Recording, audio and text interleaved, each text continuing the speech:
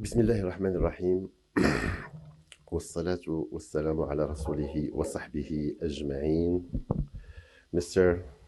President of the Renew PAC, Mr. Speaker of Ivory Coast, Madam President of International Liberal, my sister Hakima Haiti, Honorable MPs, Excellencies, fellow Liberals, ladies and gentlemen.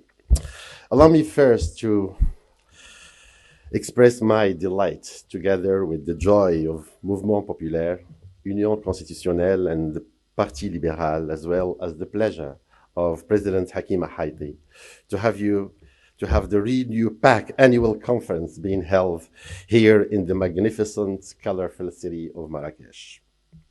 Allow me second to thank the organizers, co-organizers, and all those who contributed to make of the Renew PAC annual meeting the event that it is today. The choice of Marrakesh as the venue of Renew PAC annual conference is not haphazard, nor is it fortuitous. Marrakesh is indeed one of the 4 imperial cities of Morocco. The city was founded in late 11th century as the imperial capital of the Almoravid Empire, which is an imperial Berber Muslim dynasty that stretched over the Western Maghreb and the Andalusia, which was the Muslim-ruled area of the Iberian Peninsula. Needless to remind you that the Andalusian civilization stood for 8 centuries in Europe, stretching from modern Spain and Portugal to parts of present-day southern France. Marrakesh, the red sandstone or red city, grew rapidly and established itself as a cultural, religious, and trading center for the Maghreb and sub-Sahara Africa. Late King Hassan II said once, describing Morocco through the analogy of the tree, and he went like, Morocco is a tree deeply rooted in Africa with the leaves stretching over Europe. The idea here is to emphasize both the Moorish influence in Iberia, as you might have noticed in the cuisine, spices, architecture, and much more, as well as the Morocco's ancient ties with sub-Sahara Africa, which go as far back as the founding of the kingdom in the 7th century onwards. This is to say, ladies and gentlemen, that the choice of Marrakesh to host this meeting is not inappropriate. Morocco is indeed linked historically and culturally to both Europe and Africa. Now, Renew Europe and Africa, reinforcing the liberal cooperation. A striking observation here. We seem more likely to opt for the use of the prefix renew, which linguistically means resume after interruption. My question here is, what is it that has been interrupted in Europe and that we have to resume today? Then again, reinforcing the liberal cooperation.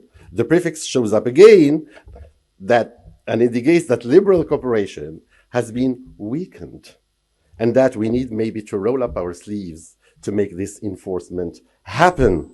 The main conclusion here is a prevailing discomfort and uneasiness in both continents, Europe and Africa.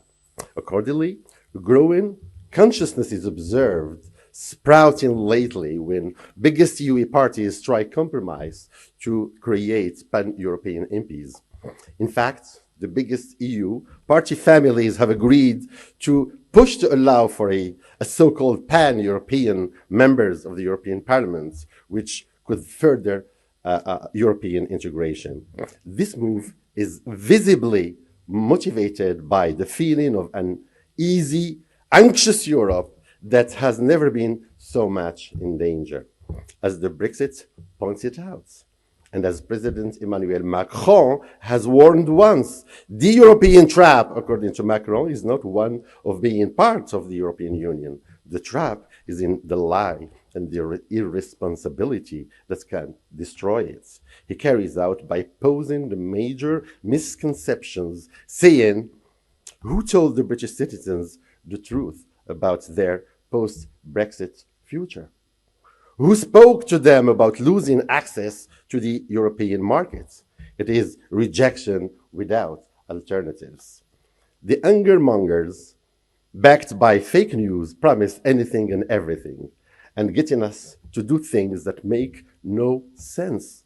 And so our democracy ends making no sense.